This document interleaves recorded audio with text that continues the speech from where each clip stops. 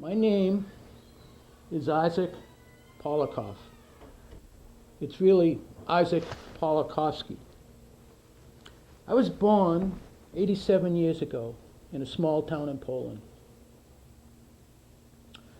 And I live alone in New York City, on the west side, 97th Street, in a small flat. I live alone. And when I was 10, two things happened in my life.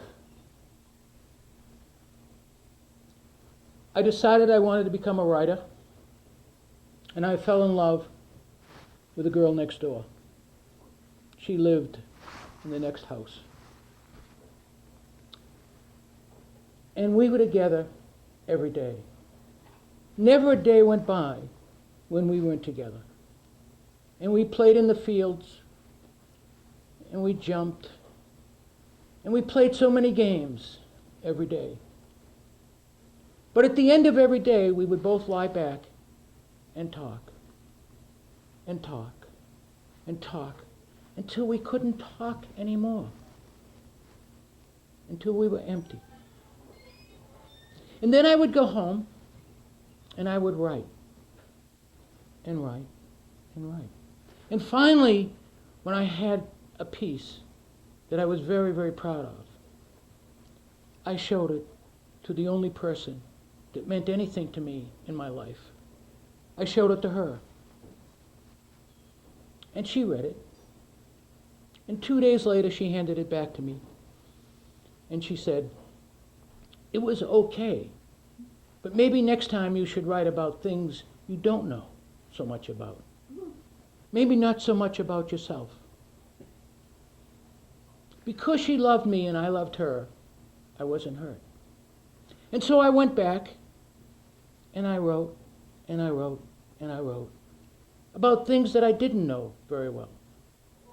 And finally, when I was happy with what I had written, I handed it to her again. And she read it. And then about 3 days later, she came back and she said, "It was okay, but maybe you should write about things you know and things you don't know and put them all together." And once again, I wasn't hurt because she loved me and I loved her. And I knew that she was only saying this because of how much she loved me. And the years went by, and only one day in our lives did we have an argument. It was terrible. Perhaps was, up until then, the worst day of my life. We didn't speak for about 4 days. And then I confess, I went to her house and I lay in front of her door until she came out. And I didn't know what I was apologizing for, but I apologized. I begged her for forgiveness. And of course she granted it. And when we were 17, we made love.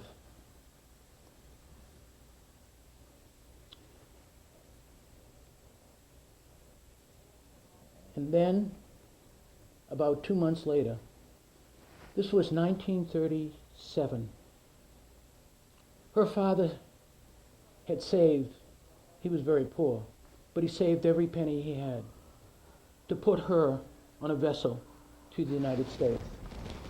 You see, we were in Poland, and we knew what was coming. And her father was very wise. He knew she had to leave. And she threw her arms around me, and she said, "I don't care, I won't leave, I won't leave, I want to stay with you, I don't care what happens." And I said, "You must leave. You must go. I will follow. I will follow as soon as I can." And I begged her to leave, and with many tears between both of us, she left. And the war came,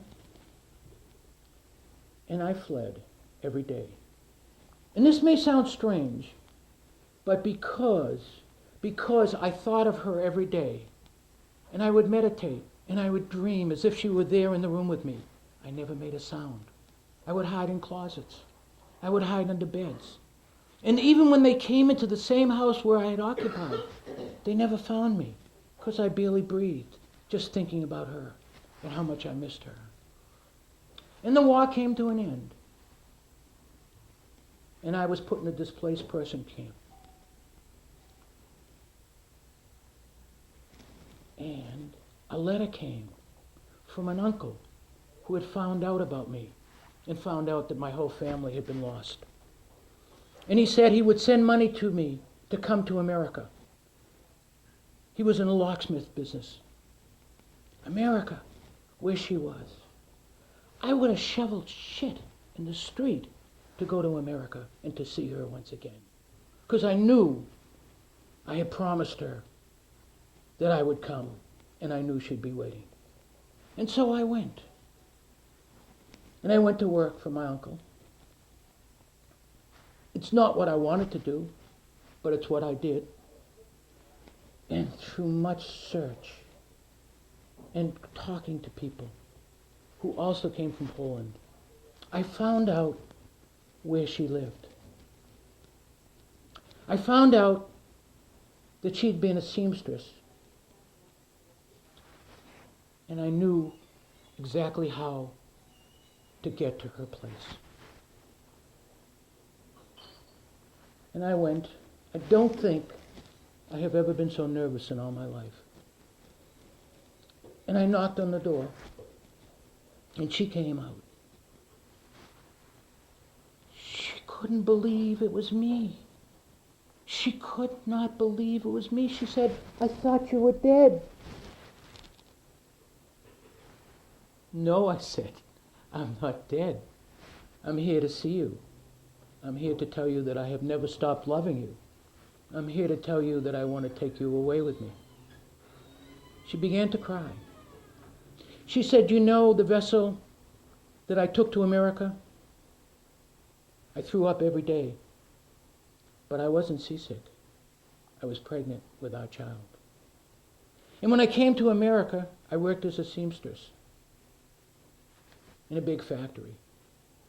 And the owner's son took a liking to me. But I wrote you every day because I thought you said you would come and follow me.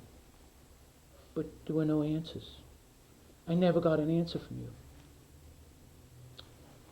And every week he would ask me on Friday if I would marry him. He knew I was with baby. And finally, when I got in my 7th month, I had no choice. I married him. And we have 2 sons.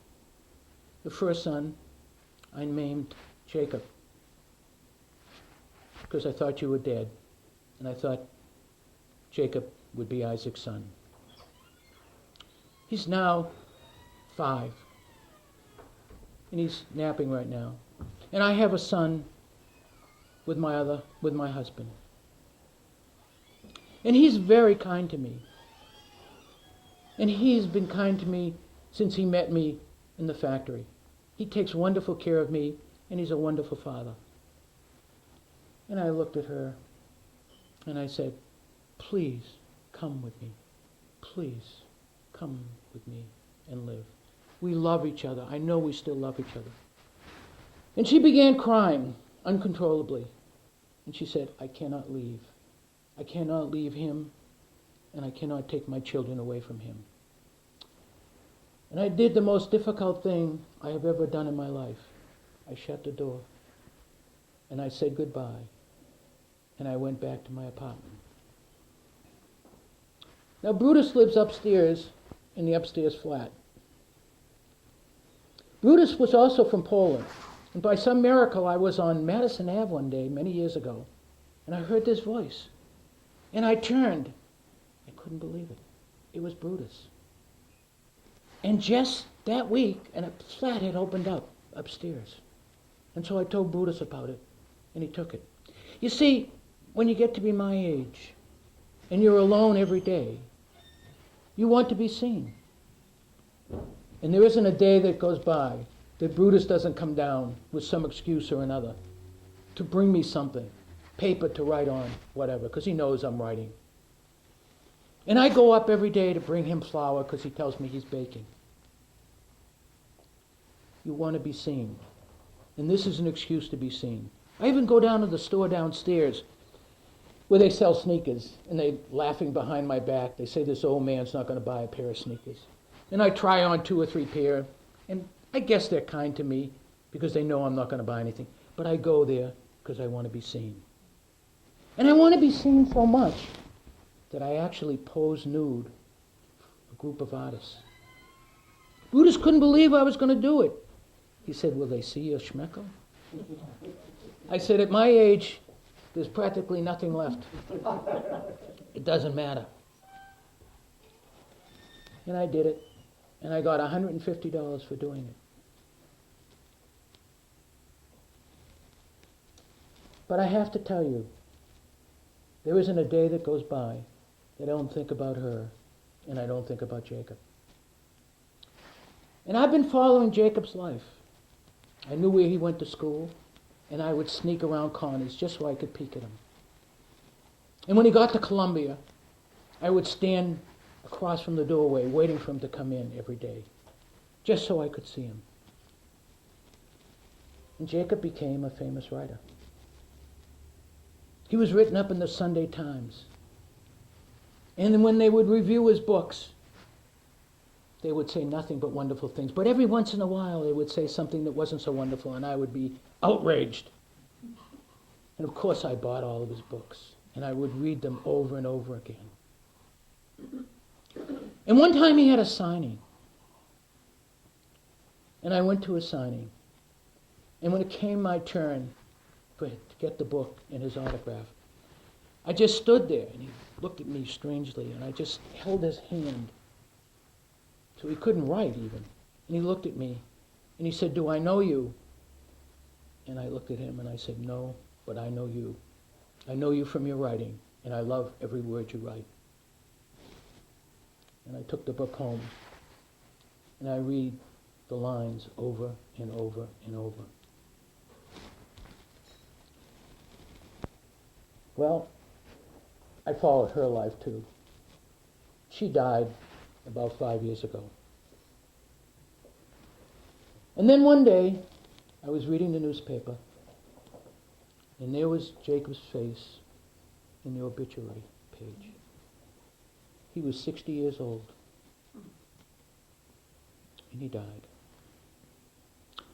And I cried for 2 days, but I knew that the Shiva was being held at his stepbrother's. And it was pouring rain, but nothing was going to stop me. I went there, and his stepbrother wasn't handsome like Jacob. And he wasn't able to look at me the same way Jacob had, but he still was kind, and he was hospitable, and he didn't know me, and he welcomed me. And he said, did you know Jacob? And once again I said, yes, I knew him. I knew him very well. And I stayed for maybe a little longer than I should have. And I came home in the rain. And when I opened the door, there was a pie. And there was a little note on it. And it said, you see all that flour you gave me? I cooked you a pie because I love you, Buddhist.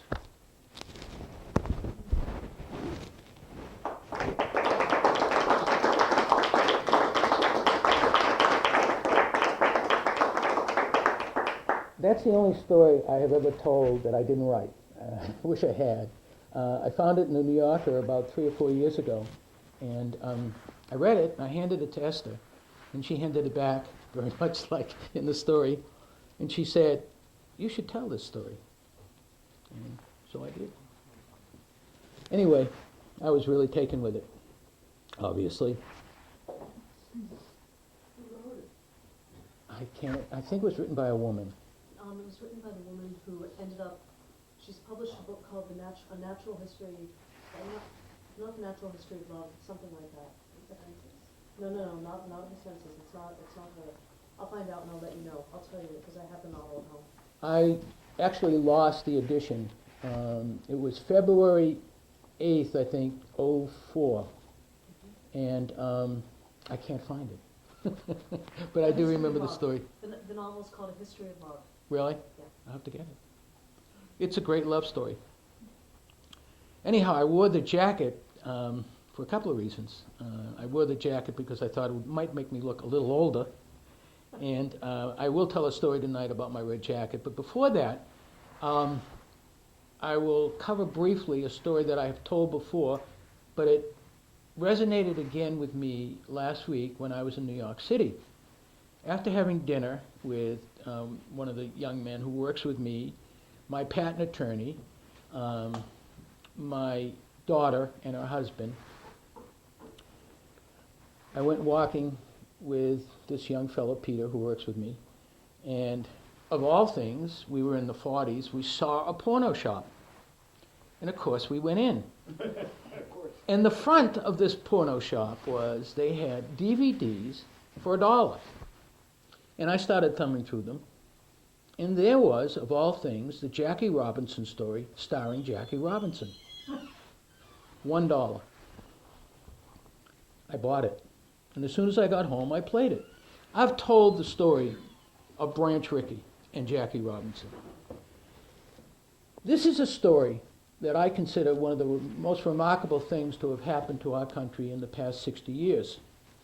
I mean, we can talk about great black leaders, we can talk about President Kennedy, President Johnson, and civil rights movements. I don't know of anybody who did more for the culture of this country than Branch Rickey and Jackie Robinson.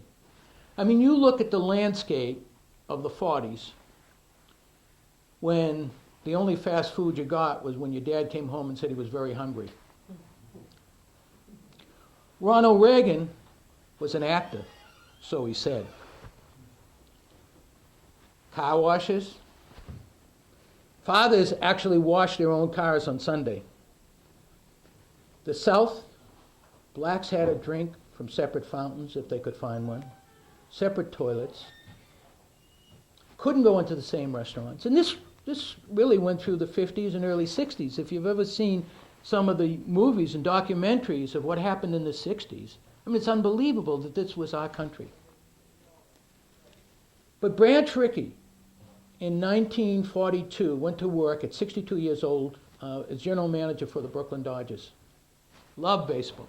And at that time, baseball was the national pastime. I mean, basketball was a joke. Football was like a little league compared to baseball. And he went to every game. He doted on the game. He loved it. But by the end of the war, he felt that baseball was not going to be the national pastime if he didn't do something to change the game. And his idea in 1947 was to bring a black person to baseball. Now in 1947, to bring a black person to baseball was the same as saying I was going to get on a plane and fly to the moon. A black person in baseball? Can they play? Can they think? A black person in baseball? What will they do? Where will they sleep? And what will the other players think? And will the fans come to the games? And how many death threats on his life? Well, he scouted because there were what they called the Negro Leagues then. And of course, they probably had the greatest athletes in the history of any sport. Satchel Paige, who we came to see years later. I mean, name after name. And he found this young man, Jackie Robinson, who was the perfect person. He was handsome. He was articulate. He'd gone to UCLA. He'd been an officer in the Army, the black crew. He was intelligent, but most of all, he was a great athlete. He was a four-letter man at UCLA. And as good as he was in every sport, he was incredible at baseball. He could hit, he could field, he could run like the wind. And he was the one that Branch Rickey chose. And Branch Rickey felt and knew just how hard it would be, but he couldn't really know. But he watched Jackie in the minors up in Montreal. And what he would do was he would surprise Jackie in various places. He would put on disguises And so when Jackie came in, he would pose as the manager of the hotel. And he'd say things to him, "We don't serve your kind in here," to see how Jackie could take it. Because what he would have to take after that would be far worse. And at one point, Jackie finally found out who this crazy man who was, posing in restaurants and hotels and garages and jumping out at him and telling him he couldn't come. He said to Branch Rickey, he said, "Why would you do this to me? Why would you make me feel like a fool?" And Branch Rickey said, "Because you, as smart as you are, cannot imagine what's going to happen to you. You're going to be spiked. They're going to call you names. They're going to swear at you. The fans are going to throw eggs." He said, "There's going to be death threats on your life. And what are you going to have to do? You're going to have to turn your cheek." And he handed them a book written by a man named Panini of the life of Jesus Christ about turning the cheek. And Jackie Robinson, because he was Jackie Robinson, learned to do that. In this movie, you see some incredible scenes, because Jackie Robinson's playing Jackie Robinson. And you see this scene where he's coming to bat for the first time. And he's only acting, but it must have been real to him again, because what you see in his eyes is so many things, the excitement and the fear. And then you see a scene of 9 Brooklyn Dodgers striking and saying they're not going to play with a black man.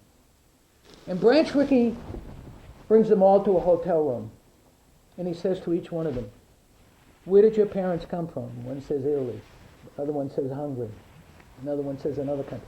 And when they came here, what did they do? They found jobs. And now you're doing better than them, right? Don't you think you should be ashamed of yourself for depriving this man of a way to earn a living? They hung their heads. And there were spiking incidents. And there were incidents when he would slide into second base safe and the second baseman would start hitting him. Fortunately, get thrown out of the game. And there was the incident of he and his wife going to spring training and have to get off the bus in deferment for white people and wait for another bus. And it's true that wherever he went, he had to sleep in a separate hotel, eat in a separate dining room, drink from separate water fountains, go to separate toilets, cat calls, but he withstood it. The world has changed. And the world changed then. Ronald Reagan became president. Fast food wasn't just your father coming home hungry. There was McDonald's. There were car washes everywhere.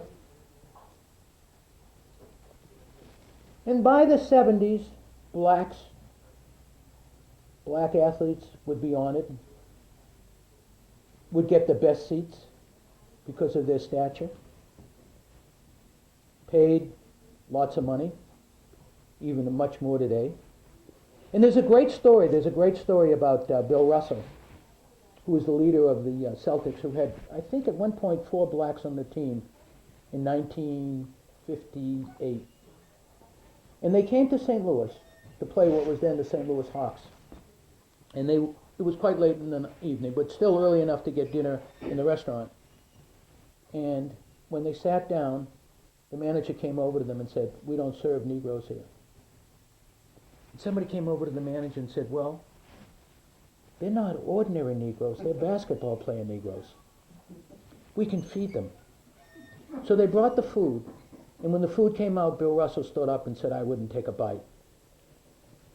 And the whole team went home, and they refused to play the Hawks the next day. And the commissioner tried to find them, and the Celtics just thumbed their nose. Look at the change that these 2 men, Branch Rickey and Jackie Robinson, and Jackie Robinson and Branch Rickey, did for our culture.